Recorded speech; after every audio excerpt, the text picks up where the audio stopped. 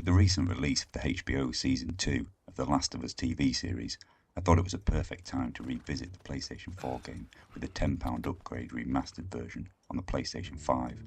In this video I'll be giving my thoughts on what it's like to revisit one of my favourite games of the PlayStation 4 generation and give my views on the HBO series.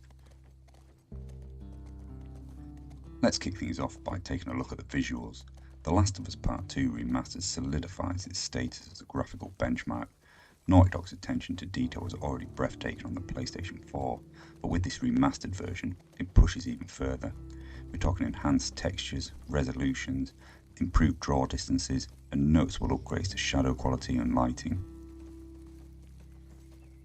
From the meticulous crafted environments of the post-apocalyptic Seattle, crumbling buildings reclaimed by nature, overgrown streets, and dense forests, to the minute details on character models, everything just pops. Textures are incredibly rich, the lighting is dynamic and adds so much atmosphere, whether it's harsh glare of the sun or the gloomy shadows of a rain-soaked night. They've squeezed even more out of the PlayStation 5, making this already gorgeous game look even more stunning.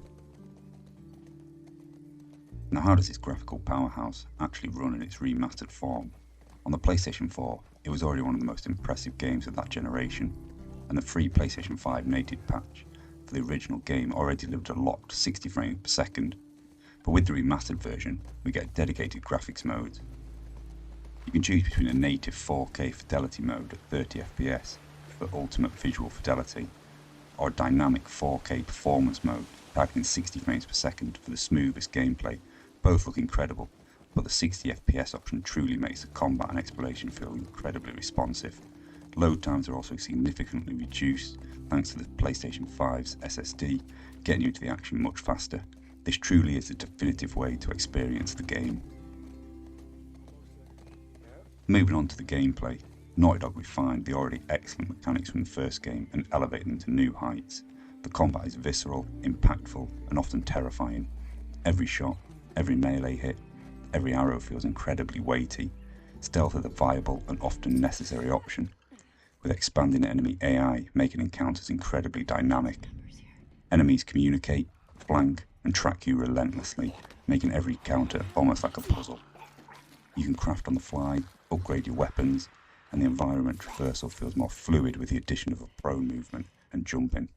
It's a masterclass in third-person action-adventure, offering a satisfying blend of tense stealth and explosive, brutal combat. And this remastered version introduces a fantastic no-return roguelike survival mode. We'll touch on this a little bit later in the video, but it also gives you another way to experience the thrilling combat. Now let's talk about something that's often overlooked, but absolutely crucial to the game's immersion. The sound design is absolutely phenomenal. Every creak of the floorboard, every rustle in the bushes, every distant groan of an infected, it all contributes to an incredibly tense and atmospheric experience.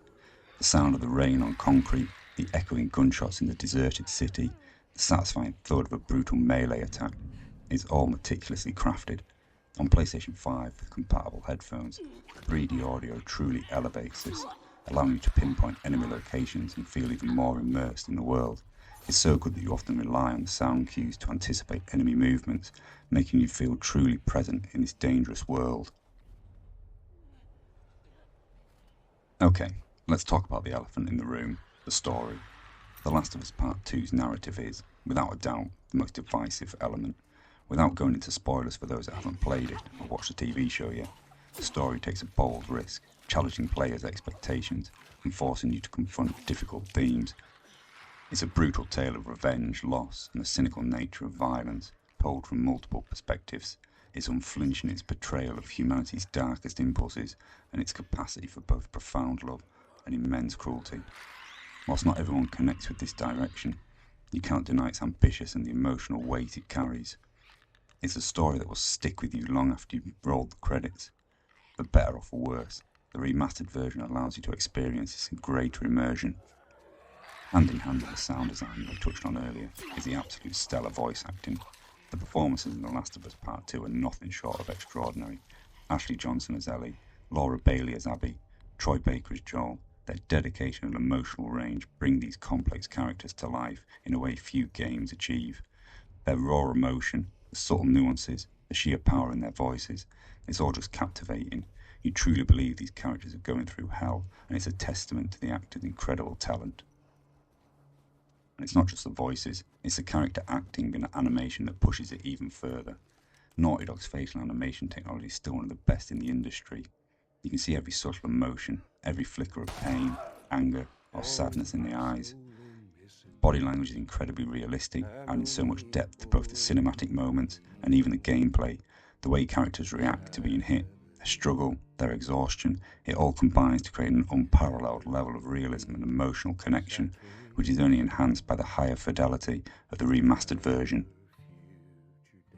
Beyond the main story, The Last of Us Part 2 Remastered packs in some significant new features that truly justify the version. The biggest addition is a No Return, a roguelike survival mode where you choose a character, build a run, and fight through randomized encounters. It's incredibly addictive and a fantastic way to experience the game's stellar combat in a fresh, challenging format. We also get Lost Levels, which are 3 previously cut levels with developers' commentary, offering fascinating insights into the game's development process. The guitar free play mode is expanded, allowing you to jam out in more characters and locations, and of course, there's developers' commentary for the main story, adding immense value to the fans interested in behind the scenes. These extras are a huge draw for new and returning players alike. Now this brings me on to Season 2 of the TV series, and what a contrast it is. Let's start with the story. This to me is a total mess. It tries to add parts that really don't need adding, giving backstory and additions that are just not necessary. The painful timeline that tries to give context to the past events, which lasts for almost an entire episode, jumps around in the past but just messes with the pacing and structure of what makes the video game such a great story. It's confusing and doesn't do the source material any justice, revealing key plot twists and revelations at different times, altering the flow and mystery of the game's tale. Script at times is downright diabolical, cheesy, annoying, and completely out of place. I have no idea why they felt the need to write new dialogue when the game delivers such a complete package.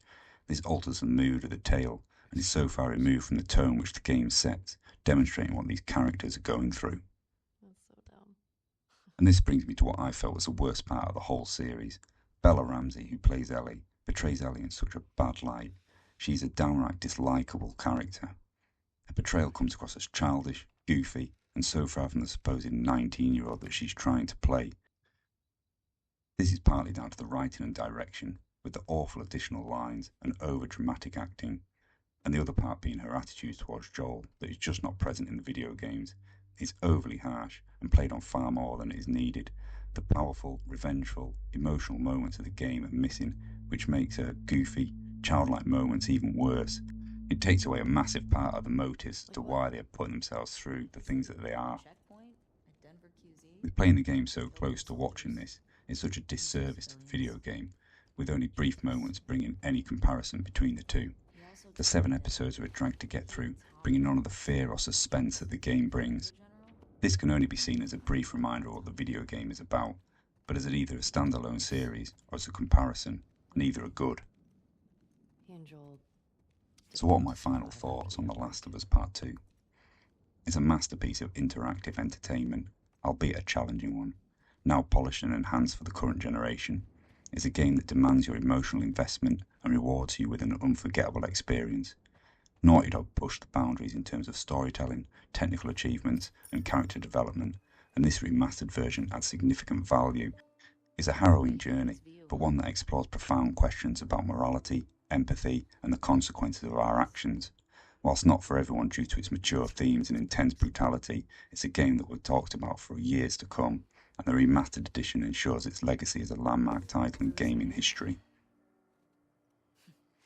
So there you have it. There's my views on The Last of Us Remastered and a little bit about the TV series.